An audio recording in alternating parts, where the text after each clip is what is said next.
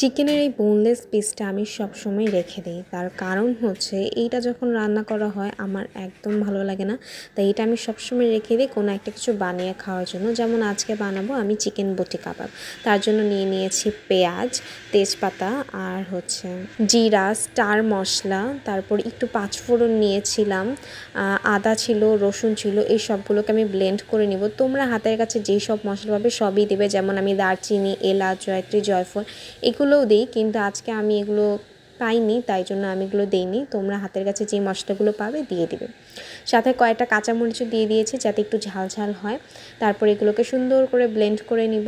Blend করে নেওয়ার পরে এটাকে হচ্ছে যে মাংসের সাথে মাখিয়ে নিব ম্যারিনেট করার জন্য।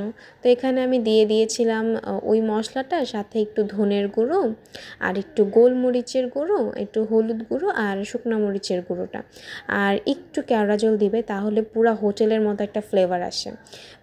তারপরে দেব হচ্ছে যে একটু বেসন দিলে একটু ক্রিস্পি ক্রিস্পি হয়। তারপরে এটা আমি একটা সাইড করে নিব। ওটা হচ্ছে যে একটু মশলাটা ভিতরে ঢুকুক, ততক্ষণ আমি এখানে আটাটা মেখে নিলাম, একটু লবণ আর জাস্ট ময়দা দিয়ে একটু মেখে নিলাম এটাই। তারপরে হচ্ছে যে ওই চিকেন ফ্রাইগুলো যখন ম্যারিনেশন মানে হয়ে যাবে তারপর ওগুলোকে আমি ভেজে নেব। তেল দিয়ে দিলাম আর হচ্ছে যে একটা একটা করে দিয়ে দিলাম। দেখতে আসলে এত লোভনীয় লাগছিল, আমার মনে হচ্ছে যে এখন বানিয়ে আবার খাই।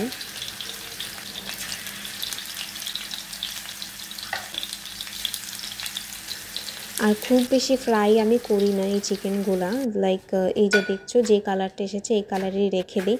একেবারে পোড়া পোড়া করি না, খুব বাজে খেতে হয়ে যায়। অনেকেই আছে যে অনেক বেশি ফ্রাই করে ফেলে।